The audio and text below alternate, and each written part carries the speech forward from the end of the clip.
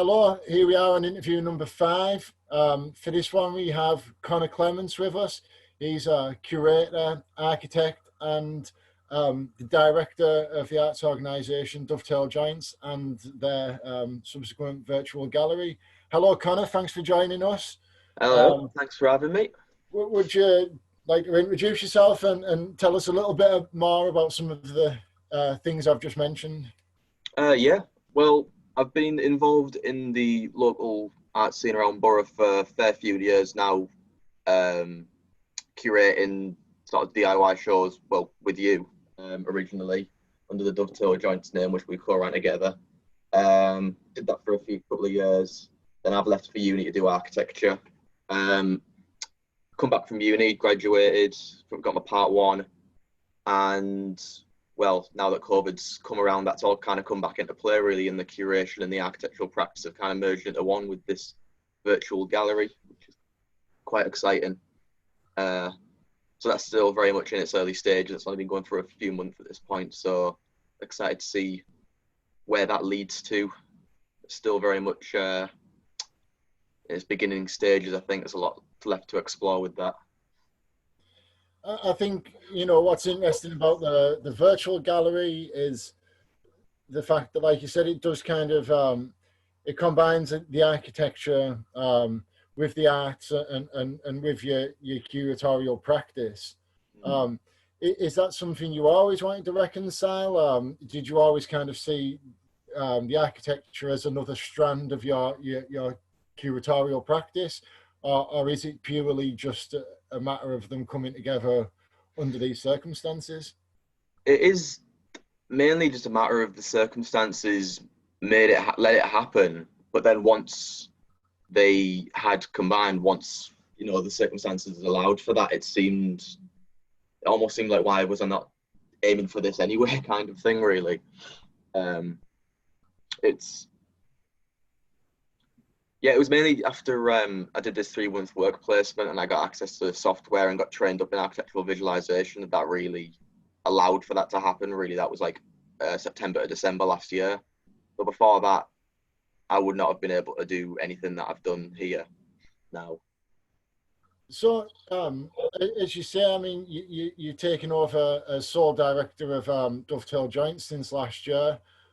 You started out doing a physical exhibitions and then quickly moved into the digital world as COVID hit. Was that simply a reaction to COVID, or did you already kind of have these ideas that, I'd like to open a digital gallery, essentially? Well, I was looking for something to help me keep the whole Dovetail thing mobile, because I was looking for work in like a part 1 architectural assistant role, so I probably would have had to leave Middlesbrough. So I was trying to think of a way to keep the whole thing moving when I'm not around, kind of thing. But the whole virtual gallery thing, that was purely reactionary. I was working in just working in some bookshop at the time, so I had a lot of time to just let my mind wander, really. And then that hit, and there was like sort of all this talk of lockdown, and then the gallery started shutting, so it was just one of those days where I had a lot of time to just mill it all over, really, and it made perfect sense. I mean, the gallery seems to have been a really big success.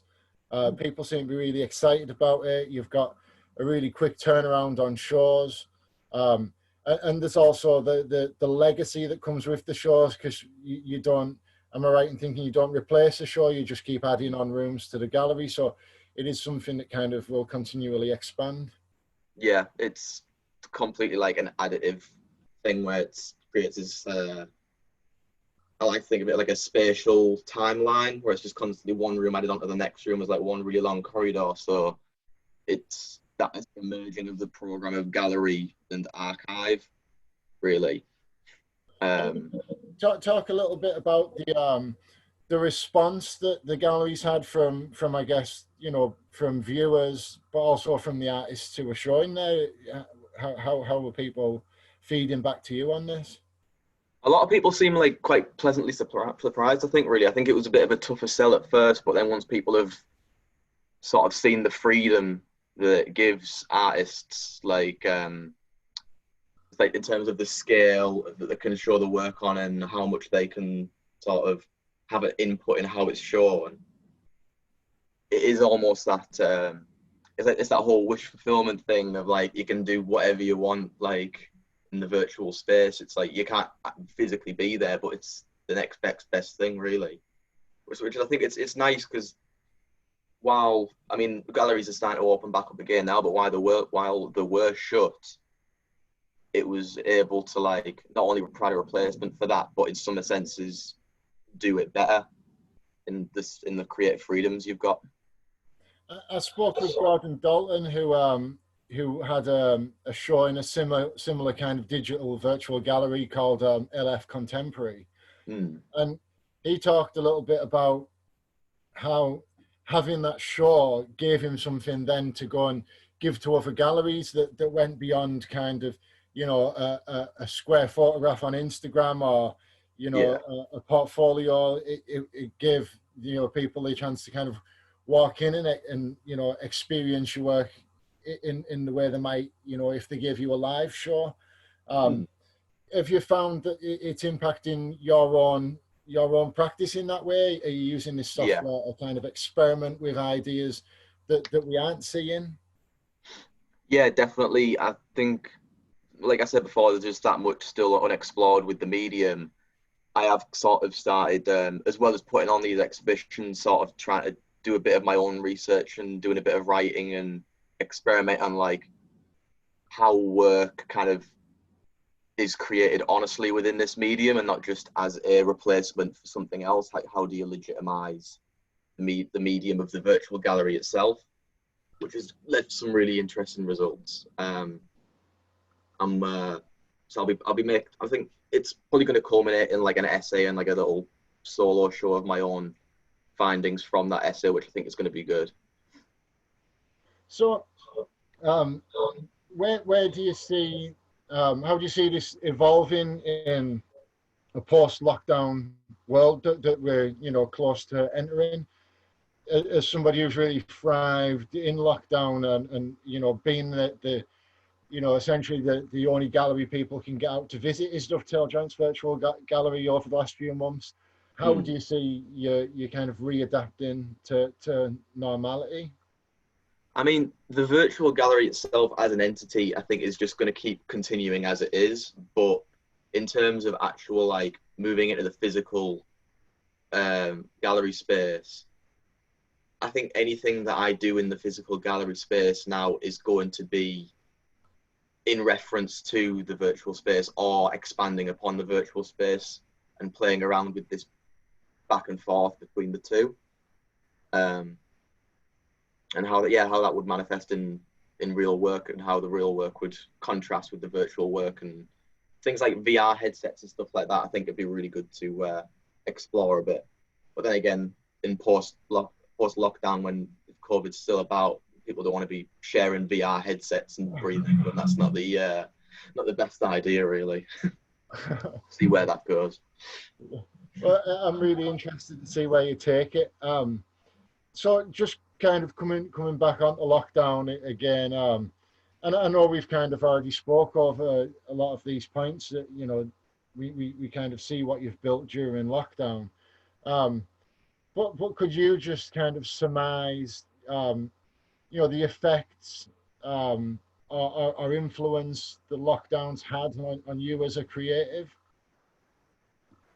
In terms of just lockdown's effect on me as a creative, I think it's a blessing and a curse, really, isn't it? It's been a strange old time just in terms of my professional career. Like everything's taken a complete halt. The job market right now for the architectural stuff's crap.